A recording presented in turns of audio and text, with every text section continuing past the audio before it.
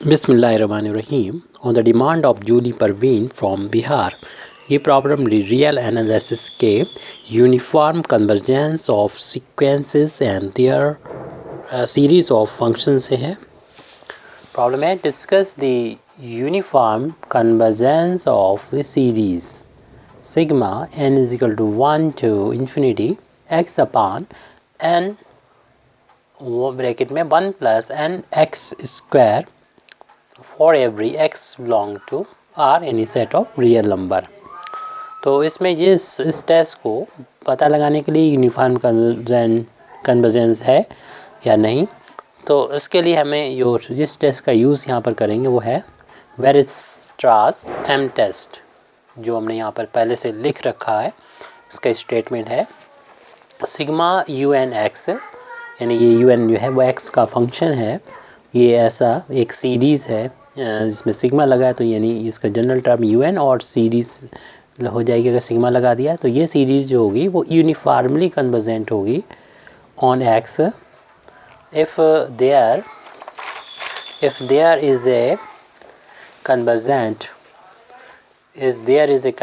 Series. अगर यहाँ पर एक कन्वर्जेंट सीरीज़ हमको मिल जाए जो कि डिनोट की गई है सिग्मा एम एन से और पॉजिटिव कांस्टेंट जो कि पॉजिटिव कांस्टेंट से मिलके बनी है, सच दैट सर इस तरीके से हो वो कि यू एन एक्स का मॉडुलस लिया जाए वो लेस देन इक्वल टू आए एम एन के for every n and x. तब हम कह सकते हैं कि गिवन सीरीज़ जो होगी यानी सिग्मा यू एन जो सीरीज़ होगी, जैसे पहले ही लिखा था कि ये यूनिफॉर्मली कन्वर्जेंट होगी। हमें इस सीरीज़ के बारे में यही चेक करना है कि यूनिफॉर्मली कन्वर्जेंट है या नहीं। इसमें जो सिग्मा यू एन ये लिखा है एक्स, वो एक्चुअल में हमारा ये यू एन एक्स हो जाएगा।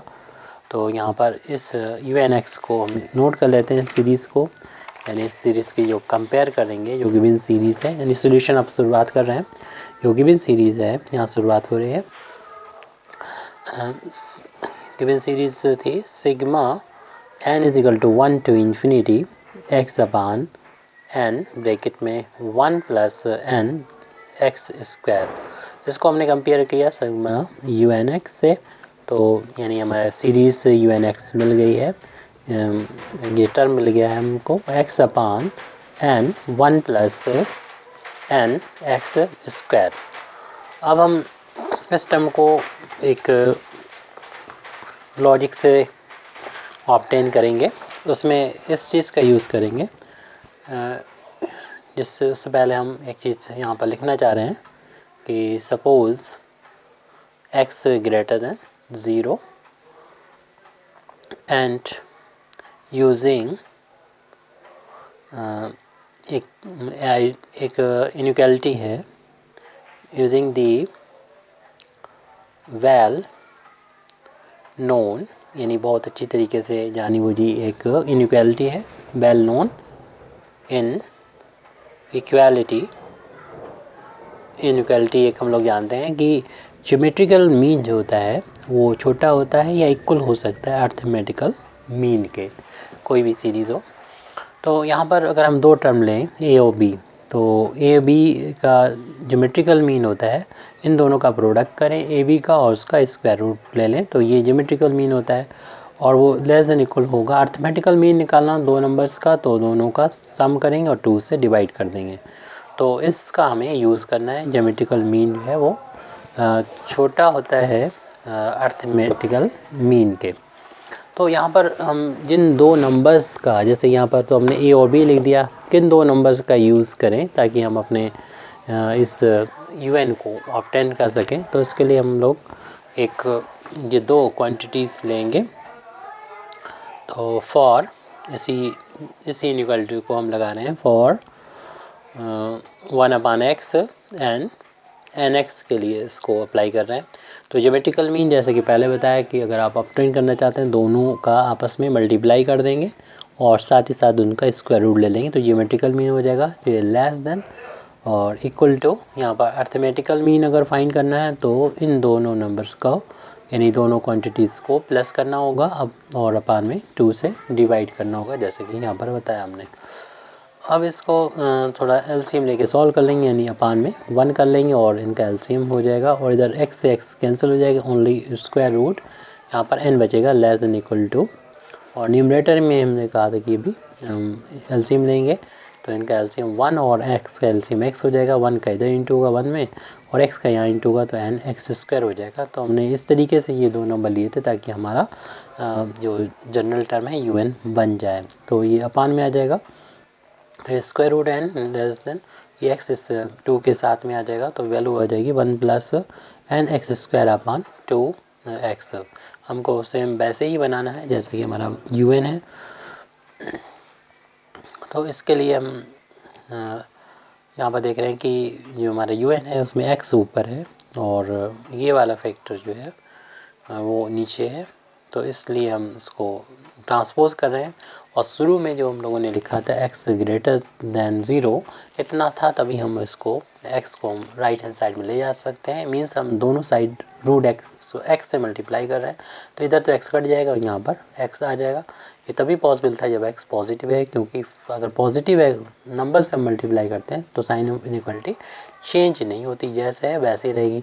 अगर आप मल्टीप्लाई कर दोगे निगेटिव से साइन इनइक्वालिटी चेंज हो जाती है, तो इसलिए हम लोगों ने पॉजिटिव x से मल्टीप्लाई किया है। तो कोई प्रॉब्लम नहीं है, साइन इनइक्वालिटी ऐसे ही रहेगी और यहाँ से x हट जाएगा। रूट n जो कि पॉजिटिव है इसको भी हम इस तरफ ले आते हैं, तो ये न्यूमरेटर से डिनोमिनेटर में पहुँच जाएगा।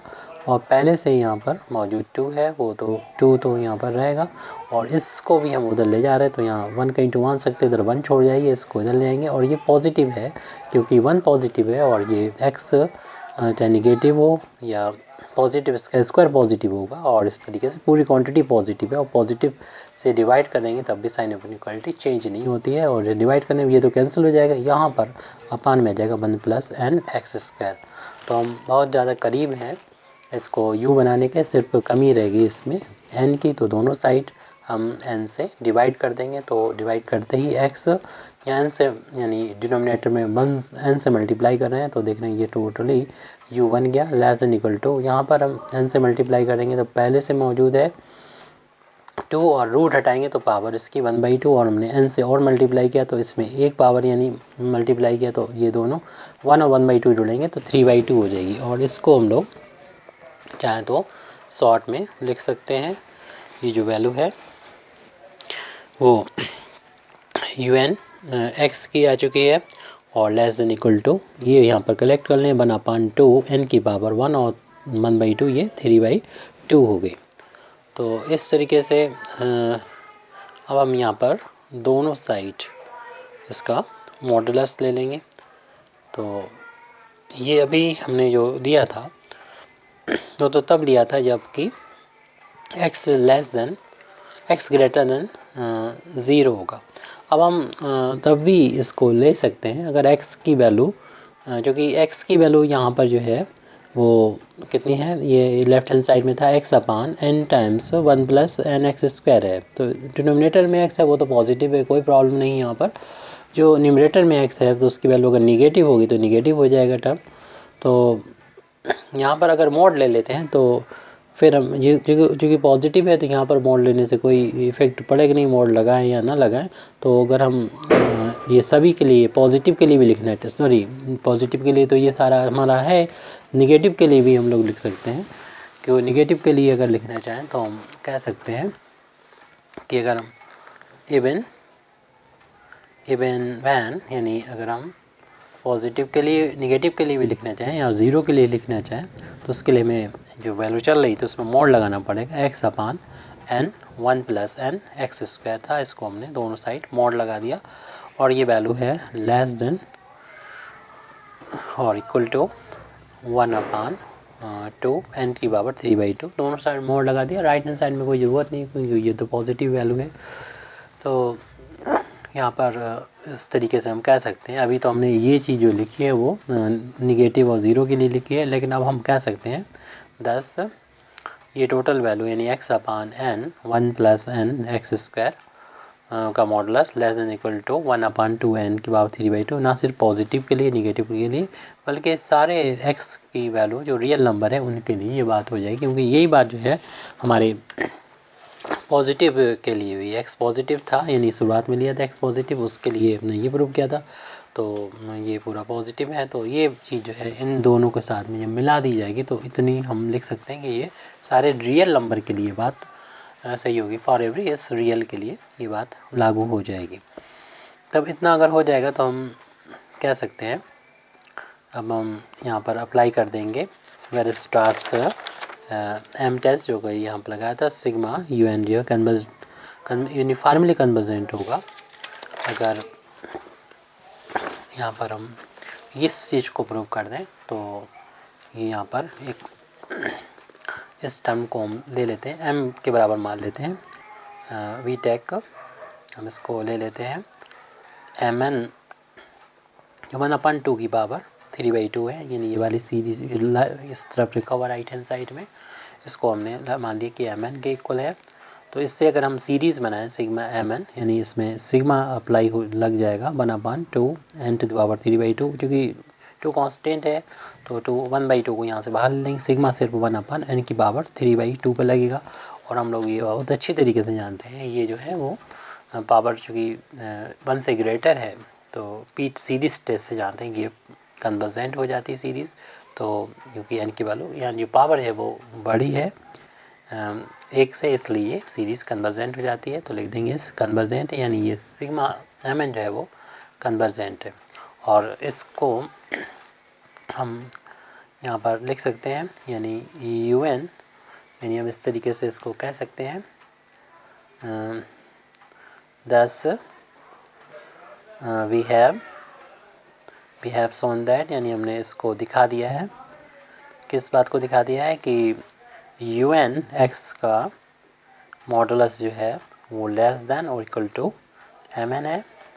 और जबकि ये वाली जो सीरीज़ बनाई है वेयर सिग्मा एम एन, यानी इस चीज़ को हमने जो हमने बताया था इधर वेरस्ट्रास टेस्ट, इसमें ये लेस देन दिखा दिया है। और ये सीरीज़ जो है वो एम एन वाली वो कैसी है वो बता दे रहे हैं यहाँ पर, इज़ ए कन्वर्जेंट